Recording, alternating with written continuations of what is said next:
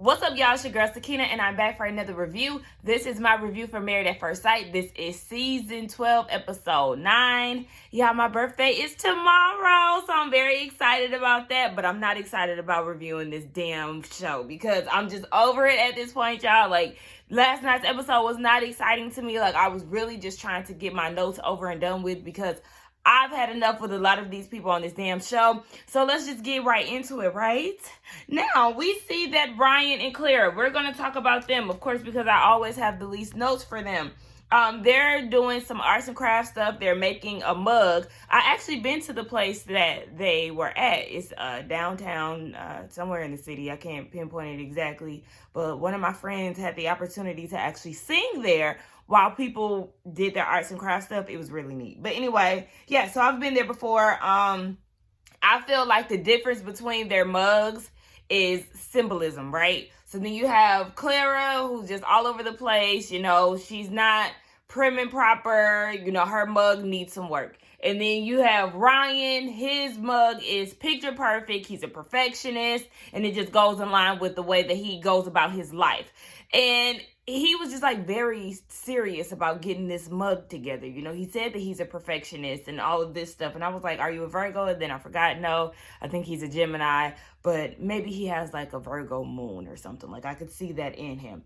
Anyway, they talk about putting her things, her arts and craft things in the garage. He doesn't want them around the house.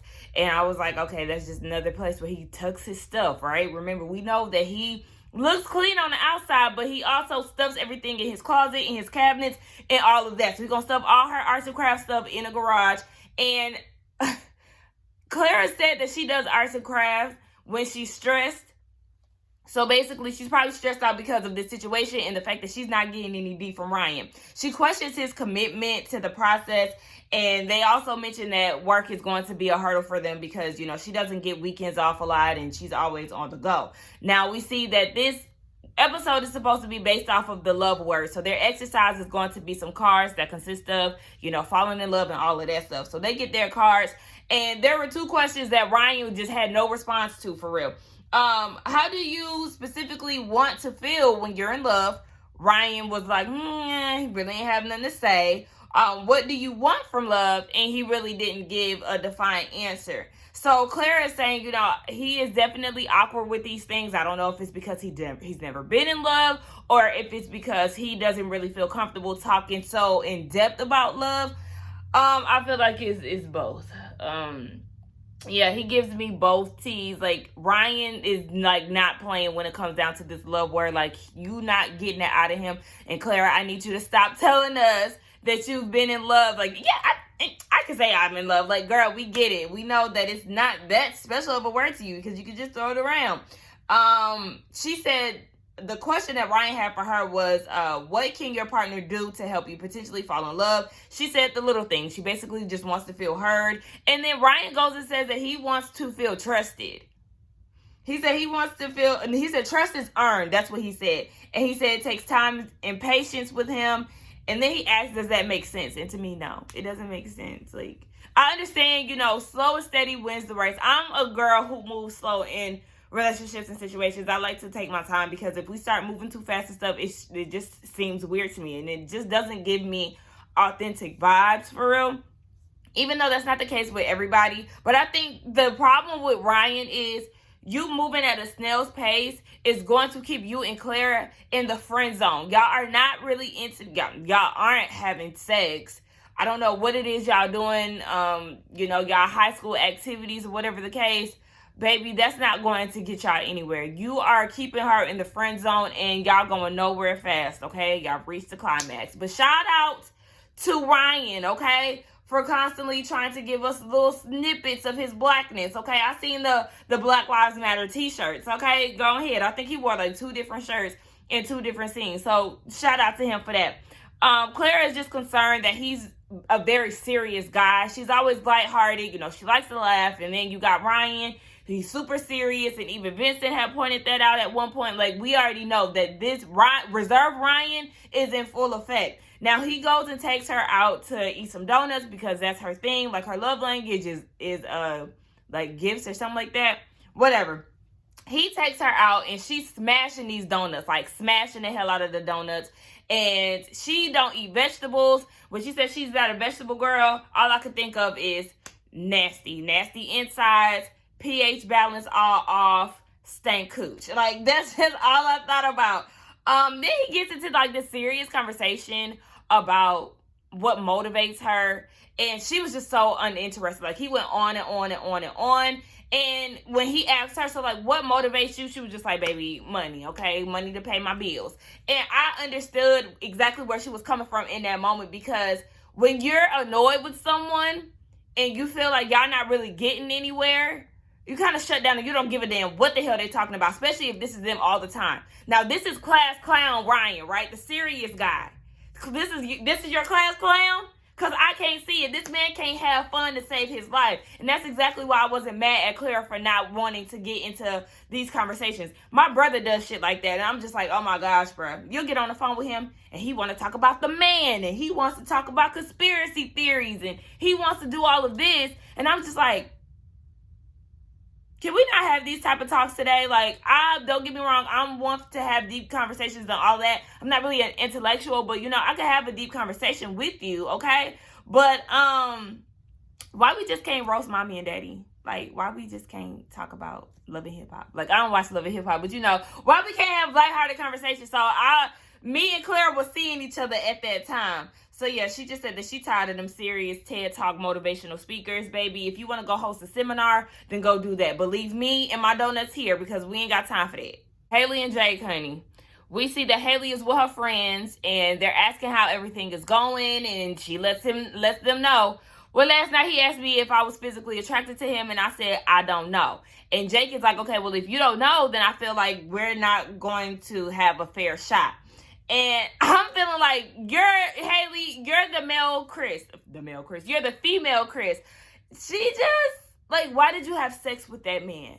You wanted to have sex with him basically the same reason why Chris tried to have sex with Paige, to see if a connection was there. The D was whack, and now you're just all out of whack. Like, you just can't get right, and you just don't have this attraction for this man, on top of the whole 80s thing and, just some of his quirky ways. You can't get down with him. Like I said, she is me and I am her, and it's just a problem. Like, the mirror is just, like, I can't say it enough. So she's like, this is what really made it seem, or made it known, that she was the female Chris. When they were at the wedding, she was unsure if she was attracted to him. Like, it wasn't attraction on sight. The same thing that happened with Chris and Paige. Now, we see her gifting gifts for Jacob. She goes and buys him some shirts, and I said, okay, I like that. Okay, you don't like the way that he's dressing, so you're trying to take the steps necessary to kind of change your view of him. Okay, he does a little fashion show, the shirts look nice on him, and I really like that, but the shit is still awkward. Okay, so then he asks, do you want to build a relationship? And Haley is annoyed by this, and she's thinking that basically, like, the clothes was going to be a distraction from that. I'm like, no, you can't. The clothes, no, that's not going to save this conversation. Like, y'all need to communicate. So I don't know why she wanted to, like, use that as a distraction, or feel like, that was going to cover their issues. Girl, no. So then he goes and says that she went to go chill with Paige and all of this, and that was a problem, and he wanted to stay up and talk to her about the situation, and she was like, well, you should have let me know. And he was like, well, I feel like he would have been combative. And she was like, no, I wouldn't have. Yes, you would have. Haley, let's not even do it. And I said, she just looks for any reason to run. Like, yeah, she went to Paige at 12 because she didn't want to face the issues that they were having. So he feels like she's just really not ready for this type of situation. And I feel him. I'm Team Jake 100%. Now, they get these cards. Well, 50%, because we'll get into that in a minute. They get the cards, right? Haley ain't trying to talk about love because she's not feeling it. But I feel like this is the time now to get to know him. You know what I'm saying? Like, y'all are trying to get to know each other. You could teach him how to love you and all of that. But she really didn't use the opportunity as she should have. And then one of the questions was, have you ever been in love before? If so, what were the circumstances? What made you fall in love? Was it the person or the actions? Jacob said he was more so of an instinct type of person. He also said that he wasn't, like, one of those guys who give flowers and stuff. So I was like, do you not court your women? Like, that kind of just threw me off. But he likes instinct and developing bonds. And then Haley said that she was more attentive in her past relationship, and she thinks that's why she has a guard up. But she said that she really didn't know because she was so young. She questions whether or not she was really in love with this guy. And Jacob was like, well, if I was to take a gamble, I think that you were, because this is the reason why you're so guarded and wounded to this day. Like, I think that you were in love. And he said that I don't think there's anything that I could do to let your walls down. This is solely on you. This is something that you would have to do. So they want to take baby steps. And I'm like, wait, I thought we were here before. I thought we were going to take baby steps before. But maybe, I don't know. I just feel like we heard this song before. Now, they want to do a reset. They go to Jake's house. And we finally get to see the slanted carpentry that he's talking about in his house. It's more so the framing of his house is slanted in all of this. So, you know, they do a pool party. And they just want to kind of like, you know, start all over. They invite everybody over with the exception of Chris and Vincent. Vincent couldn't make it. But they do a tour of his house without his permission. I don't know why I didn't like that. Like, don't be walking around people's house. If you're supposed to be in the kitchen, stay in the kitchen. Don't be going around my house doing the most. But I honestly think that his house isn't that bad. As long as he gives us, you know, a little upgrade. All that wood in his house, the wood panels. No, sir. No, sir. But I do feel like he has a nice house. He just needs to upgrade some things. So Virginia and Haley start to talk, and what happened? Basically, Virginia is just feeling unappreciated. Basically, like, she organized the house and he didn't peep it, and you know, whatever. And then Haley says to Virginia that her issue with Jake is every conversation is not genuine. Like, or when they do have those genuine conversations, it gets interrupted by an argument, and she just feels like they can't have those joking moments and light conversations. And I'm like, okay, well, you need to tell him that way he can get a better understanding of what's going on in y'all's relationship. But no, she didn't want to take the time out to do that. And then Paige shows up. She seems to be in good spirits. She tells them about the meetup with the ex and Chris. And then she was like, oh, there was a plot twist. He actually wants to meet up with me. And they were like, okay, well, do you feel like, Virginia was asking, do you feel like outside of this whole baby thing that, you know, you could reconnect with him? Like, y'all's connection is worth saving, basically. And she was like, it's just whatever the Lord tells me that day when I wake up. And I'm just like, the girls are over her at this point. The girls are over her. Bre peeps that this is bullshit. Like, he's playing with your emotions, girl, and you're allowing him to do so. Clara said the same thing. Like, you know, you're basically a willing participant of the foolishness. But, you know, I just feel like, y'all just let them do what they do, okay? What I was about to say. Yeah, they fed up, and I just feel like, y'all, don't give her no more advice. Like, seriously, don't. So then we see later on, Jacob and Haley are doing dinner. You see Haley, she is trying. I'm going to give her that. This time she's really trying. She's lighthearted. She's laughing. She's trying to tell him about her travels and where she wants to go. She's asking him where he wants to go. He wants to go to Prague. You bitches can't even spell Prague. Shout out to Nicki Minaj. But, yes.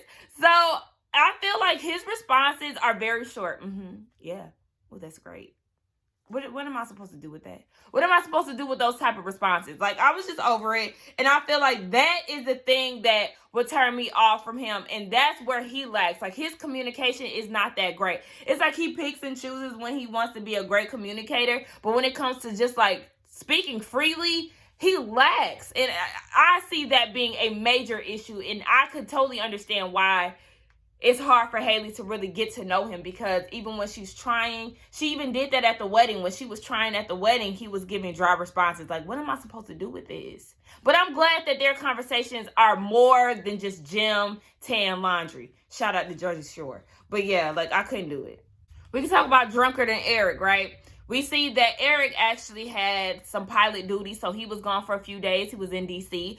He's actually a military pilot, so that would definitely explain why he never has any facial hair, which bugs me. But nonetheless, yes, they've spent some time apart. And during this time apart, Drunkard doesn't really like the idea of them being apart. She said that it's really hard not spending a lot of time together. She's not getting the time that they desperately want.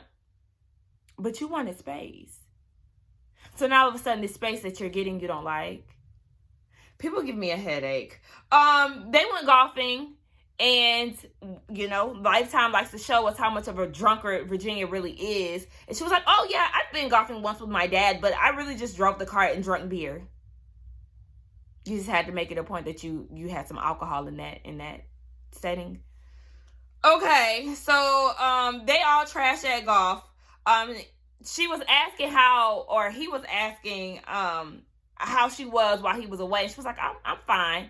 Girl, the tone of voice and your body language says it all. You were not fine. And that's what gets on my nerves about these damn people on the show. Y'all don't be really upfront and honest about how y'all feel. You really felt some type of way about him being gone, and you weren't really communicating that. But then she did end up being truthful. Like, you know, you really weren't talking to me a lot. You really didn't reach out to me as much. And I'm like, but you were annoyed that he did this to you while you were gone. You didn't like the constant check-ins, but then you want him to check up on you. Okay. And then we see later on that they're getting ready, or they were chilling, and they get their cards. Another, you know, Lifetime zoom in on her drinking issue. They were talking about mimosas. You know, it's early in the morning. I'm pretty sure she's so happy that there's such things as mimosas, you know, so she could drink in the morning and not feel so guilty about it. But yeah, Eric thought that it was a half and half situation with the mimosa. She was like, no, just a dash of orange juice. We already know, girl. Anyway, they get the damn cards. I'm really tired of reviewing this shit, y'all. And I hate to be that girl, but my spirit is not in it today. So they get their cards. Eric has left for Virginia. Oh, okay. I had a typo. Look, I was like, he had left her. But they get their cards, and Eric said that he hasn't said the love word, but he's hinted towards things like, you know, I have love for you. I love this about you. But he really hasn't come out and said it. He said in past situations, he has compared the girls that were after his wife to her. So he said that, you know, he just really didn't have that feeling. So there was a comparison thing, and Virginia gets emotional when she starts talking about love and her example of it, and how she really hasn't had any positive examples with the exception of her sister and her wife. And I said, well, could that be a part of your drinking? Because you got real emotional just talking about that. Maybe that's the reason why you chase the bottle so hard. And Eric is definitely a know-it-all. He starts talking about, you know, having this picture perfect image of his parents and all of this. And then as Virginia's trying to interject, he was like, no, but this is like a marriage. Like, shut the fuck up, Eric. Okay, we get it. You've been here before. You're about that life. But shut the hell up about it, okay? We're tired. Fucking tired. Now, anyway, Virginia said that she fears rejection. And that's the reason why she got on this show, because obviously you can't really get, well, I ain't gonna say obviously, because look at Paige, okay? You can definitely get rejected, but this is more of a setting where two people are actually ready to take that next step. So that's the reason why she joined the show. And I was like, okay, that's understandable. And she said that this, what'd she say? Oh, she said that she would have ran at this point, right? And I was kind of like, maybe that's the reason why we've seen her check out in certain points. Like last week, you know, we've seen her kind of get annoyed, and it seemed like she was really like checked out of the situation. Maybe that's why, because her timeline has expired, but she keeps reminding herself that this is a marriage, and that is what waved a red flag for Eric. And I totally understand that. Like, why do you have thoughts of running on top of that? That's what I want to know. We see Eric, he's planning a dinner for her down at his apartment. He's trying to set the mood. You know, he wants to reassure her that he's there for her. And he still has questions as to why you went with this process, because at this point he's worried because she mentioned the whole running thing. Now, the dinner looked good. I said, come on. I see a little Creole seasoning. Let me find out you know how to season your food, Eric. But anyway, she enjoyed the dinner, and he just wanted to reassure her. It was a little odd to me that he wanted to have it at his place instead of the apartment. But I think he just wanted, he said that, you know, he always visioned himself, you know, doing all of this at his house and all of this. So I understand. But, you know, he's questioning why she got married and asked how she was feeling. And she said she was good, but she's nervous about the whole ex-wife thing and how no one has compared to her as of yet. So he tried to, you know, give her some kind words, and he was like, you know, I didn't have the feeling that I had for her with those other women, but I have it for you. You know, of course, he says that. Try to smooth talk her and all of that. He said that he didn't want to force anything, and everything has been amazing. And then he whips out the guitar, and then he plays a nice little instrumental for her. I actually like that. You know, he turned the lights down. You know, got the blue and the purple going on. It was real cute. And then they exchanged I love yous. And I said, girl, go ahead and give him some cat, okay? Go ahead and give him some cat. But to be honest, I wasn't buying it. I wasn't buying the love word. And I'm gonna just be straight up with y'all. It was enough for me. It wasn't hitting. But like the mood was set, so that's why I was like, girl, go ahead and give him some cat. Now, anyway, we can talk about Bre and Vince. They get their cards. They talk about being in love. Bre said that, you know, she knows she's in love when she stops looking for flaws.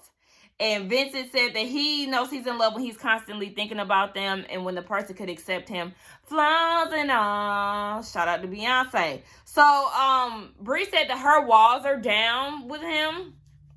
Okay, and they exchange I love yous. I'm not buying it. I really wasn't buying it from them. Like, I was just like, this too soon. They 18 days within a marriage at this point, but I was just looking like, I'm not feeling none of these people. Quick rant. I'm not feeling any of these couples, any of them. I think that a lot of us wanted to have this whole Amani Woody situation, you know, where the chemistry was just unmatched. Like, you could just see it. Like, you could feel it. It was just the real thing. I think a lot of us felt that way about Woody and Amani. My best friend didn't, because she really didn't like Amani like that, but she's a hater. Anyway, yeah, we're not getting that from them. And I don't like any of them. I don't like these people. Now, we see that Vincent buys a board or whatever. He's trying to teach Bre Spanish, and I like that. That was cute. He buys her a bike because she said that she wants to have a bike. The bike looked like a little boy bike, but anyway, it's a bike nonetheless. You're going to get a little cookie, a basket. Bre, you need to cut your dog's hair. A Yorkie is my dream dog, but I don't like when they get long hair. Like, girl, cut that shit, because that's when they start looking scary. Now, Bre surprises Vince with salsa dancing. Disaster. Disaster. Disaster. Vincent is too in his head. Why are you so sensitive? Why are you so insecure? He is in his feelings because he's not getting the dance moves down, and it's just written all over his face. He said it's hot. He's sweating. And he felt like if they were doing the merengue or something like that, I can't remember the specific dance, but basically if they would have been doing some type of Dominican dance, he would feel more comfortable. I don't feel that way. I don't feel that way. Y'all could have been crip walking, okay? And you could have been from the West Coast, and you could have been, you know, you still would have been feeling some type of way about it. Like, I just feel like, sir, you're always going to find some way to be embarrassed and to have your little ego bruised. And at this point, Vincent is for the streets. Y'all can have him. I don't want him no more. Like, it's just like, damn, everything she does is going to be a problem at this point, huh? Both of y'all get on my nerves, but at this point, Bre didn't do anything wrong. She was really trying to connect with you. That's what she was trying to do, and it fell flat because you always in your damn head. Gosh, that shit was pissing me off. Why aren't you comfortable in your own skin, Vincent? Make it make sense. And he's talking about I'm not okay. I don't like doing shit like this. Or what he say? Yeah, I'm not into this classroom shit. Shut up. Shut the hell up. I should have talked about them first. Anyway, let's get into damn Paige and Chris. Paige meets up with the Pastor Dwight. One thing I'm going to say, though, Pastor Dwight, he's easy on the eyes. It's just that hairline. Sir, what's going on with that? But I was like, this sit down was like, hey, you. Okay. Man of God. Okay. Anyway, he reached out to her, and I was like, what's this all about? But basically, Paige was saying, you know, it's hard to cope with this situation, girl. Cope, build the bridge, get over it, okay? The pastor said a good old quote from the Bible. He said, a double-minded man is unstable in his ways. And I said, read your friend, because that's him. That is Chris all the way. And I was about to say Pastor Cal, baby. Pastor Dwight, I think he reached out to her for a Pastor Cal moment. You know, pastors have a tendency to be counselors, so I think that's the reason why he wanted to reach out to her, just so she can know that she has somebody that understands or feels for her, because her friends and family done jumped ship, baby. Where is Paige's family and friends? Why haven't we seen these people? Why? Where are they? We only seen them on wedding day, and that's it. I don't like that. Make it make sense. Your friends and family don't care about you. They done went ghost, girl. They done left town on your ass. Left you for dead, okay? Now, anyway, Pastor had some reservations about Chris and the whole marriage thing because of his past relationships. When he first met Chris, he was engaged, and, you know, we know the whole Mercedes situation. He was engaged, and now he on Married at First Sight. Like, you know, your man has commitment issues. That's what it is. But he always want to try to get married to somebody. But anyway, no nonsense Paige shows up, right? No nonsense Paige said, this marriage no longer serves me. Fool me once, shame on you. Fool me twice, shame on me. And we're getting to that twice point. Yeah, you are. No nonsense Paige. You are. You absolutely are. But you know what? You're going to accept that. You like to be the fool. So yeah, fool me 3 times. Well, we can't even use that J. Cole. We can't use that J. Cole reference because she's still out here being a damn fool. The second and the third time. Whoo, baby, fools. Anyway, Paige said that she doesn't believe that, oh, girl is pregnant. She ain't seen a pregnancy test. She ain't seen a sonogram. They were supposed to do a sonogram. And then Chris informs her that it was supposed to be pushed back for another month. Why are you still in communication with him? Why is this your problem? At this point, you should not care whether or not this baby is forming or not. Like, why are y'all still in communication? Like, that was confusing to me. The pastor said that if it doesn't work out and if Mercedes ends up not being pregnant, then Chris is going to live with regret and it's going to be like, well, damn, I should have been with Paige. Okay, and then he asks, is it completely over? We get the whole cliffhanger commercial break situation. Like, we know it's not really over. It's Paige and Chris. Anyway, they meet up, right? And cheesing, both of them. They both smiling. What the hell is y'all smiling about? Get that smile off y'all face. And I feel like I got to pull out my inner black mama. Take that damn smile off your face.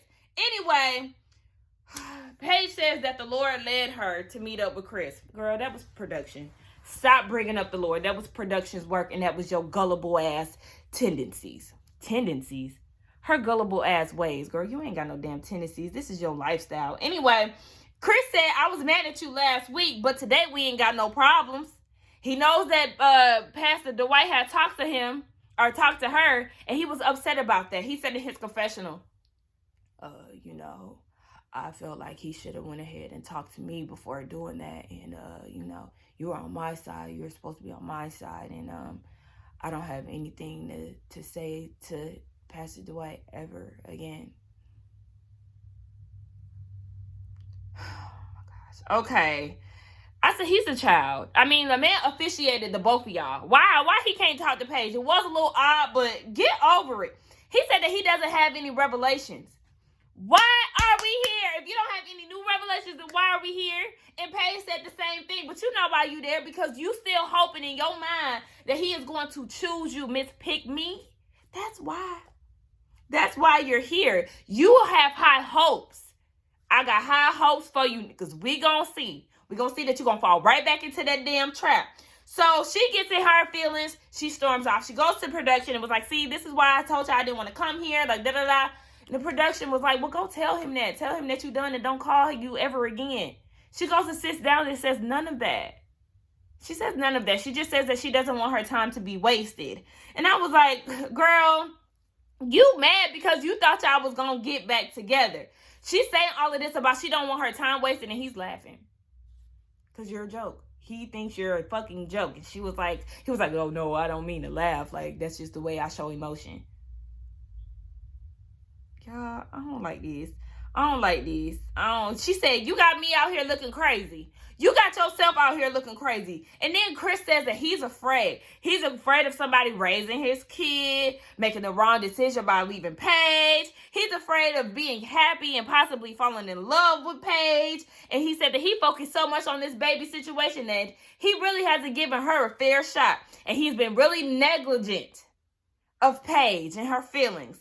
I said, see, I could believe all of this if it wasn't coming from you, Mr. Roller Coaster himself, okay? We know how you play these games. What is your real motive here? Like, what is your reasoning? Because you're not attracted to her. You use this baby plot line to escape the wedding, like, to escape the marriage. You already was going through the process of signing them papers, bruh. But is the reason you're here to fulfill your married at first sight duty so you can get a check? Or are you here because Mercedes really doesn't want to be with you, so now you're just going to go ahead and do your second choice, Paige? Is that why you're here? Like, So then he asked, so what do you want from this? I wanted you to give us a second chance. To give us, I wanted you to give us a chance, not a second chance. But we know that the second chance is on the horizon. So I'm like, see, you still trying to be picked. That's the thing. You still trying to be picked. That's your problem. Chris basically said that you don't deserve this. You deserve a guy who's going to tell you what he wants. And he said if the circumstances were different, then that would have been him. Okay. So then he says that he wants a reset. He wants them to restart, start all over. And Paige was like, can we start over? And then that's when they go, oh, hi, my name is Paige. Hi, my name is Chris. No nonsense, Paige. You were just done when you was just talking to production. You see how easily swayed you are? Therapy. Therapy. Therapy. Therapy. Where's your family? Therapy. I can't. I was so over this episode. I was so over these damn people. Like I said, I don't like none of them. Throw the whole cast away. And then my best friend told me too, like, they were not supposed to film in Atlanta. They were supposed to film elsewhere, but they filmed in Atlanta because of C-19. And we already know, like I said, Atlanta, we've been open since May. So this was a perfect place to go ahead and just set up shop and film a new season.